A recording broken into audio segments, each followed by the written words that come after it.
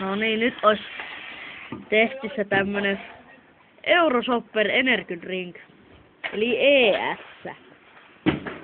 Maksoi €10 edelleenkin tuolta K-kaupasta. Varmasti olette maistanut, mutta nyt pitää itekin testata. Ja hieno tölkki on ja salamoita ja kyllä.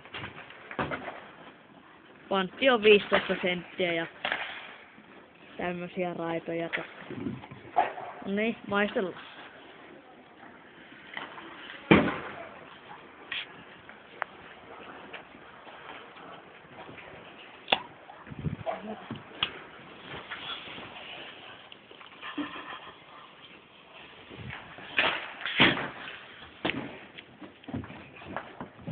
Hyvää ja ravitsevaa ES. 4/5.